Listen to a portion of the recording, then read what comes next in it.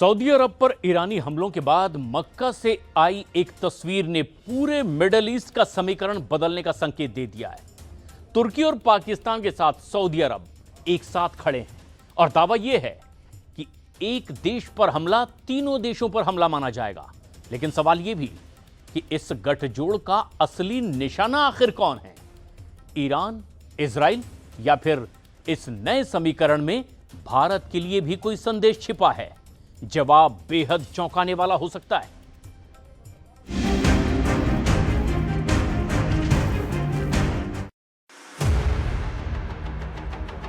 या अल्लाह।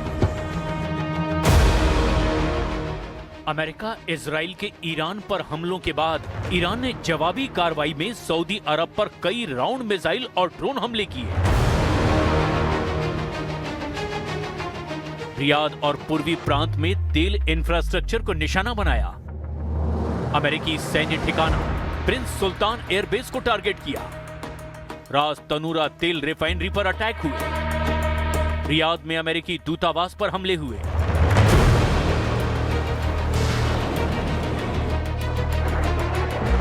लेकिन इन हमलों के बाद सऊदी अरब से एक तस्वीर सामने आई। मक्का से निकली ये तस्वीर सिर्फ तीन देशों के बीच एक डील की तस्वीर नहीं थी। ये तस्वीर उस नए सुरक्षा समीकरण की है जिसमें तुर्की, पाकिस्तान और सऊदी अरब एक साथ खड़े दिखाई दे रहे हैं। एक तरफ नेटो का सदस्य तुर्की है, दूसरी तरफ परमाणु हथियारों से लैस पाकिस्तान और तीसरी तरफ दुनिया की सबसे बड़ी तेल ताकतों में से एक सऊदी अरब है। इन तीनों ने ऐलान किया कि एक पर हमला तीनों पर हमला माना जाएगा। 7 अगस्त को मक्का में हुए मक्का ज्वाइंट डिफेंस एग्रीमेंट ने पश्चिम एशिया की जियोपॉलिटिक्स में बड़ा सवाल खड़ा किया। क्या यह नया इस्लामिक नेटो है? क्या इसका निशाना ईरान है? क्या इसके जरिए इजराइल को संदेश दिया गया? और क्या इसमें भारत के लिए भी कोई वार्निंग छिपी है? सबसे पहले समझिए इस समझौते की सबसे बड़ी बात। सऊदी अरब, तुर्की और पाकिस्तान ने साझा संयुक्त सैन्य समझौते पर सहमति जताई। मतलब अगर तीनों में से किसी एक भी देश पर सैन्य हमला हुआ तो ये उन तीनों देशों पर हमला माना जाएगा। इसका मतलब यह नहीं है कि हमला होते ही तीनों देशों की सेनाएं सीधे युद्ध में उतर आएंगी।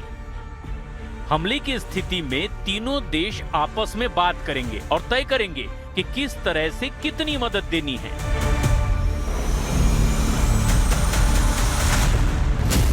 मतलब एक पर हमला यानी तीनों की सुरक्षा का मामला। लेकिन जवाब का तरीका परिस्थितियों पर निर्भर करेगा। अब सवाल है, अचानक इसकी जरूरत आखिर क्यों पड़ी? तो जवाब है पश्चिम एशिया का बदलता सुरक्षा तंत्र। सऊदी अरब अब पिछले कुछ समय से खुद को ऐसे क्षेत्रीय टकराव में फंसा हुआ देख रहा है जिसे उसने शुरू नहीं किया, लेकिन उस पर ईरान ने अटैक किया, हुथियों ने हमले किए। ईरान और अमेरिकी युद्ध के दौरान उस पर ताबड़तोड़ मिसाइल और ड्रोन अटैक हुए। हाल ही में ऊर्जा इंफ्रास्ट्रक्चर पर हुए हमले ने रियाद की चिंता बढ़ा दी। अब कई रिपोर्ट्स में दावा किया जा रहा है कि सऊदी अरब अब सिर्फ अमेरिका की सुरक्षा छतरी पर निर्भर नहीं रहना चाहता, वो क्षेत्रीय सुरक्षा तंत्र को मजबूत करने में जुटा है।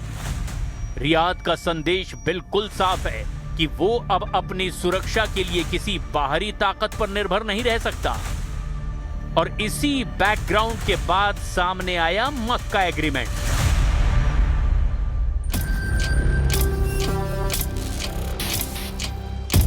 नए गठबंधन की सबसे खास बात है कि तीनों देशों की मिलिट्री ताकत अलग अलग है। तुर्क की वर्ल्ड मिलिट्री रैंकिंग 90वें नंबर पर है, पाकिस्तान की 14वें और सऊदी अरब की 25वीं रैंकिंग। लेकिन तुर्की नेटो का सदस्य है, एक बड़ी मिलिट्री ताकतों में से एक है और दुनिया में तेजी से बढ़ता डिफेंस इंडस्ट्री का इकोसिस्टम है।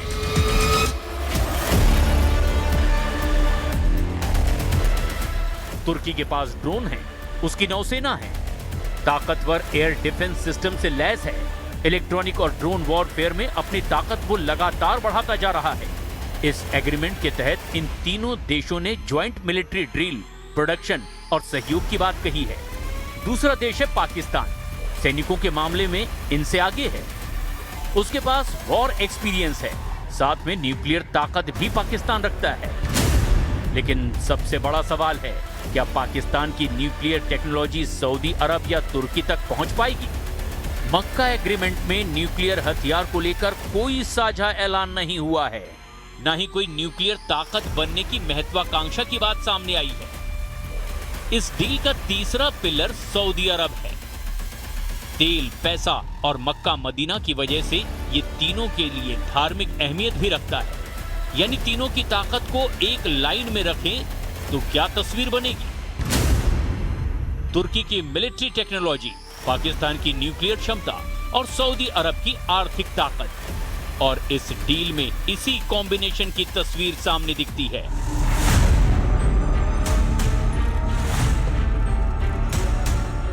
लेकिन क्या ये तीनों मिलकर कोई नया इस्लामिक नेटो बना सकते हैं? क्या ये तीनों मिलकर ईरान के हमलों का सामना कर सकते हैं? क्या तीनों को मिलाकर इनकी ताकत नेटो के बराबर हो सकती है? सबसे बड़ा सवाल ये है कि ये तिकड़ी आखिर बनी क्यों है, और ये तिकड़ी आखिर किस पर निशाना है? मिडल ईस्ट में जो जंग या टकराव चल रहा है, उसके हिसाब से सबसे आसान जवाब है ईरान। क्योंकि अभी सबसे ज्यादा किसी देश को ईरान से खतरा है तो वो है सऊदी अरब। लेकिन तुर्की साफ कह चुका है कि ये एग्रीमेंट ईरान या किसी खास देश को टारगेट करने के लिए नहीं बनाया गया। लेकिन एग्रीमेंट में साफ कहा गया कि अगर तीनों में से किसी एक देश पर भी हमला हुआ तो तीनों देश साथ मिलकर लड़ाई लड़ेंगे। लेकिन बिना कुछ बोले ईरान भी इस समझौते का समर्थन कर रहा है। ईरान कह रहा है कि इजराइल की फैलाई अस्थिरता के खिलाफ जो भी खड़ा होगा, उसके साथ वो खड़ा होगा। اعلان دروغین امنیت نیست. امنیت در منطقه حتما تفکیک ناپذیر هست و هر طرحی که مبتنی بر واقعیت‌های ژئوپلیتیک و تاریخی منطقه باشه.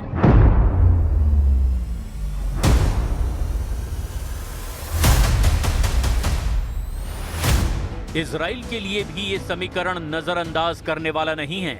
तुर्की के साथ इजराइल के संबंध पिछले कुछ समय से बेहद तनावपूर्ण रहे हैं। सऊदी अरब और पाकिस्तान के साथ तुर्की की साझेदारी इस पूरे समीकरण को बदल सकती है। तो असली सवाल अब भी वही है कि आखिर ये तिकड़ी किस देश के लिए खतरा है?